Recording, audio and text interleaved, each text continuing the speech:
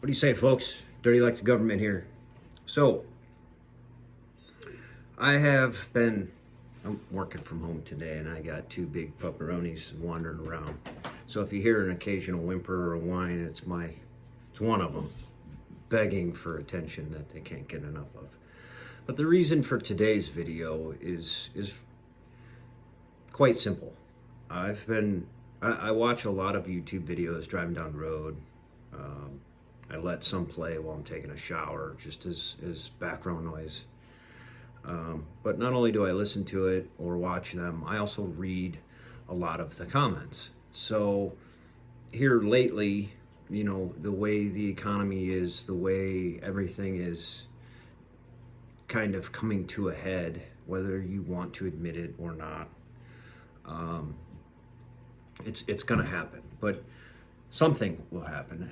What? I don't know. Only those that are privy to that information know. So I don't leave my home. It doesn't matter. I could be outside mowing the grass. And this is something that I picked up. And I don't remember where I got it, whether it was a Rural King, Runnings, Thiessen's. I can't remember. But it is unloaded. It's a Taurus GX4. Very cheap, inexpensive 9mm.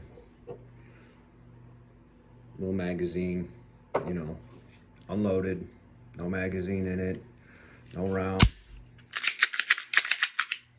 Okay. So I don't leave the house without that. There's a couple others that are on me.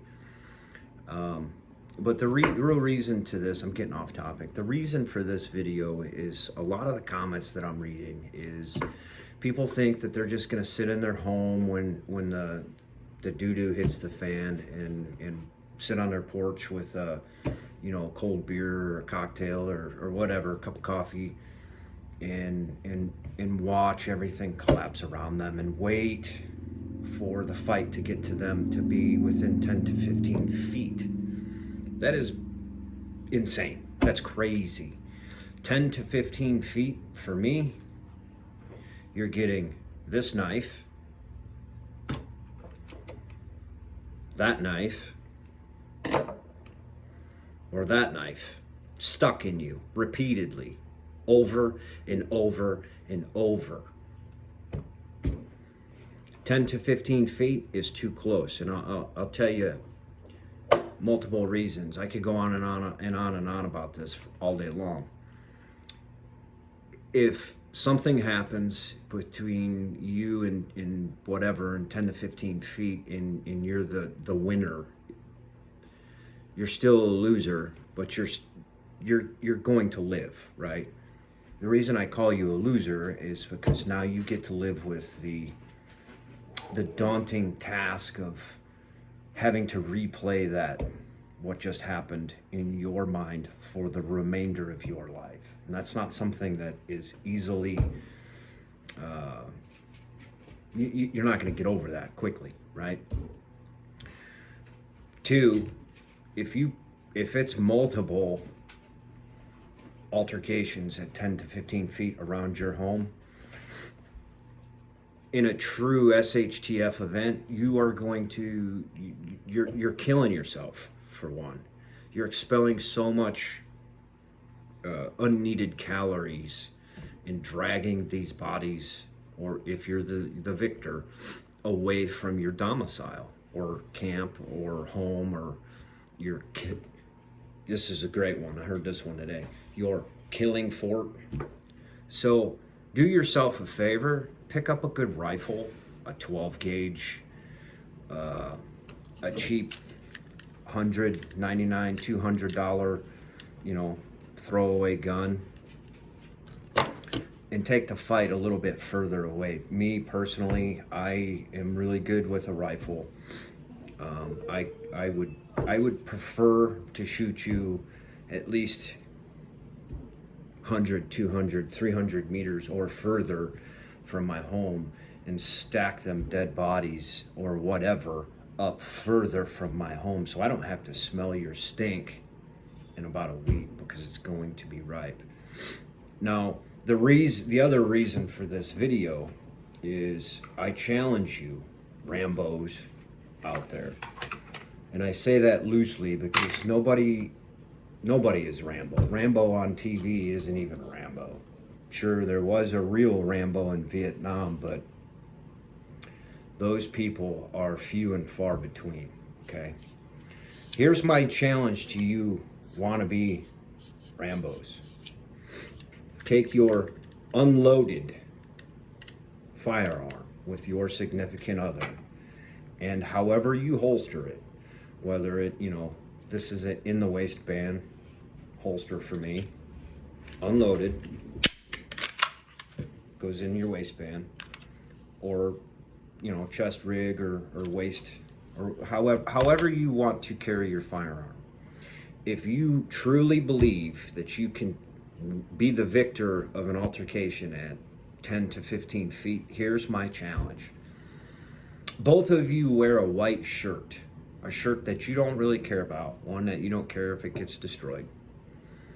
Unload your firearm, check it 10, 15, 20 times, whatever makes you feel comfortable, but know that it is unloaded, okay? Now I want your significant other to have a Sharpie marker, and you carry that unloaded firearm in its holster however you carry it. Loaded, unloaded, chambered. Well, obviously it's going to be unloaded, but unchambered or chambered. Obviously you're going to have to use a dummy round, which I don't have, so I just use it unloaded and unchambered and chamber around, okay? In 10 to 15 feet, I want your significant other to come at you with a open Sharpie, be it a knife, and mark you. And we'll see how fast your draw is.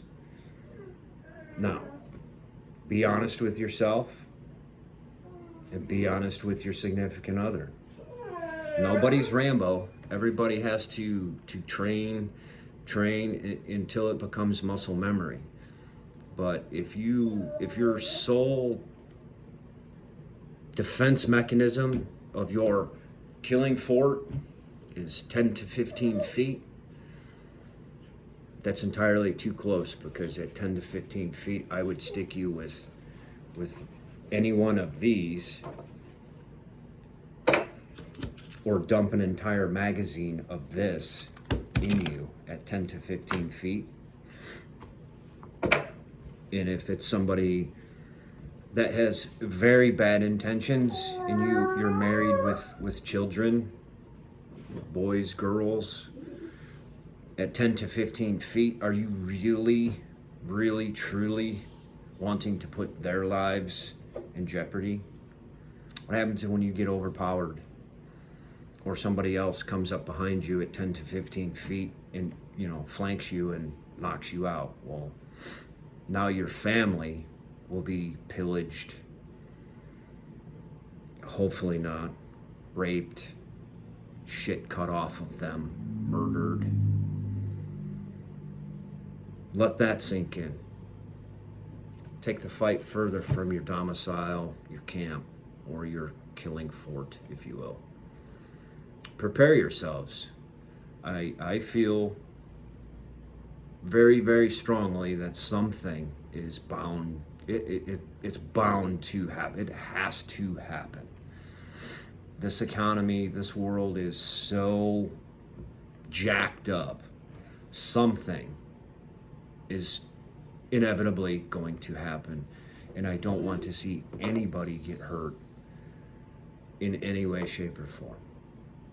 So if you can prevent this by doing this simple